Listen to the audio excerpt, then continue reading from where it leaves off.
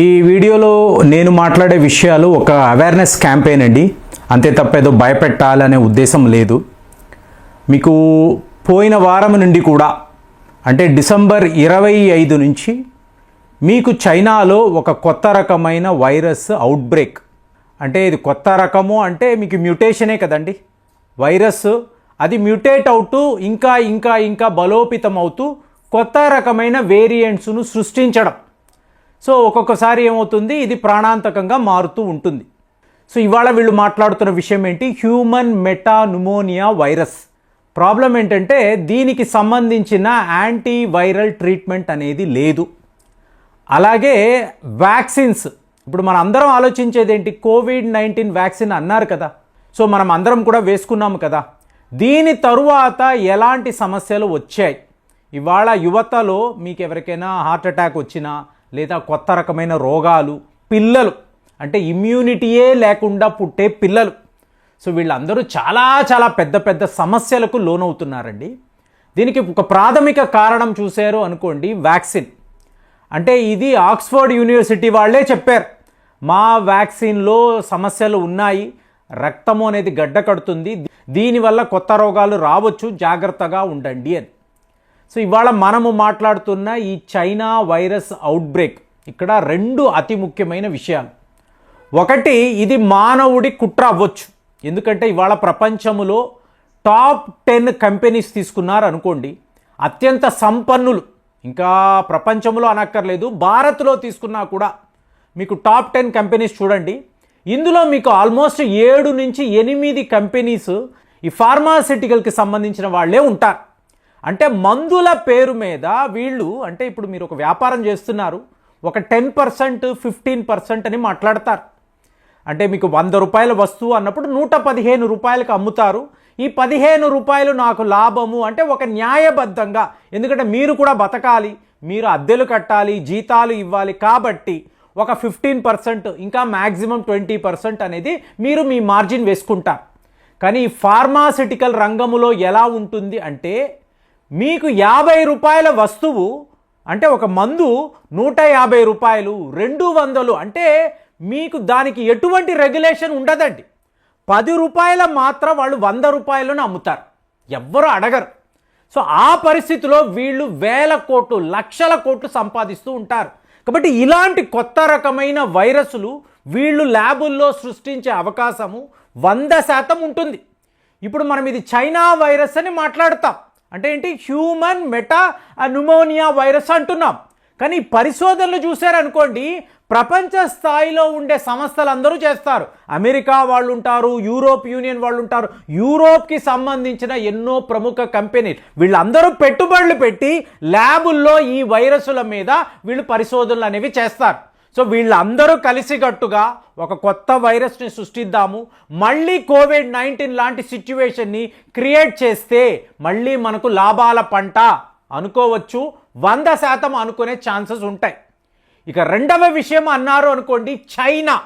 ఇప్పుడు ఈ చైనా అన్నప్పుడు ఏంటి, మీకు year of dragon 2024 the year of prosperity అన్నారు, సక్సెస్ అన్నారు, మీకు ఎనర్జీ అన్నారు.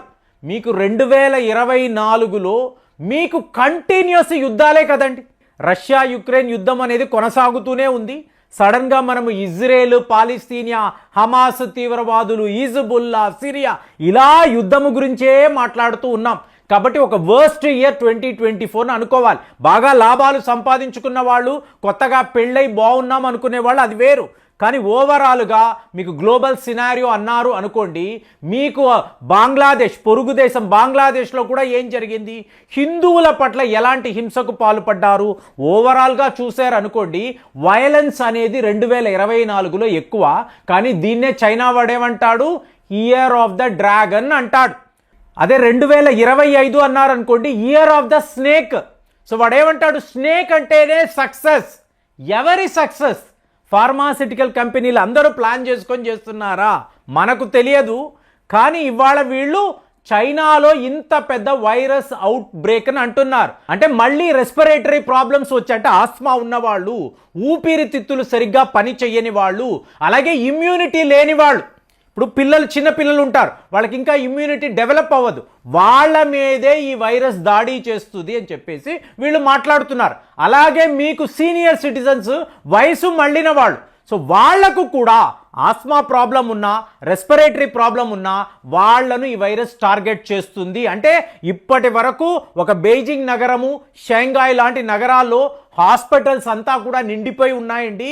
ప్రజలు లబోదిబోమంటూ గట్టిగా ఏడవడము ఆ వీడియోలు చూస్తే కొంచెం బాధగానే ఉంది. అంటే సమస్య ఉంది. వింటర్ సీజన్ అన్నప్పుడు చైనాలో ఈ సమస్య ఎక్కువగా ఉంటుంది. ఊపిరితిత్తులకు సంబంధించిన ప్రాబ్లమ్స్, ఆస్మానండి, అలాగే బ్రాంకైటిస్ ప్రాబ్లం ఉన్నవాళ్ళు వీళ్ళందరూ చాలా పెద్ద లెవెల్లో ఇబ్బంది పడుతున్నారు. కానీ చైనా వాడు మాత్రం ఏం మాట్లాడడం లేదు. ఫ్రెండ్స్, ఇక్కడ సమస్య ఎక్కడ వస్తుంది అంటే చైనీస్ న్యూ ఇయర్ అండి.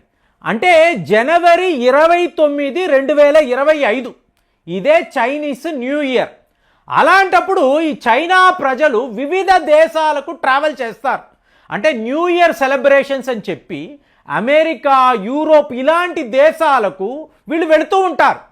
సో ఎవరికైనా ఈ వైరస్ ఇన్ఫెక్ట్ అయ్యి ఉంటే, అంటే మీకు సిమ్టమ్స్ సేమ్ అండి, కోవిడ్-19 యొక్క సిమ్టమ్స్ ఏంటో ఇవాళ మీకు చెప్పబడుతున్న ఈ హ్యూమన్ న్యూమోనియా వైరస్, దీనికి కూడా సరిగ్గా అలాంటి సిమ్టమ్సే. ఫస్ట్ మీకు జలుబు వస్తుంది, తరువాత దగ్గు, తరువాత జ్వరము, మీరు ఊపిరి పీల్చుకోవడానికి కష్టపడతారు. 4 రోజుల నుంచి 6 రోజులు ఇది కంటిన్యూ అయితే ఇమీడియట్గా మీకు వైరల్ ఇన్ఫెక్షన్ వచ్చింది అనేది మీరు గమనించాలి. మరి ఇప్పుడు మనము ఏం చెయ్యాలి?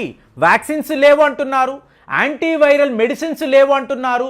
ఒకవేళ వస్తే, అంటే ఇంకా చైనా దాకే ఉందండి, మన దేశము, మన ప్రభుత్వము అఫీషియల్గా ఇంకా అనౌన్స్ చేయలేదు.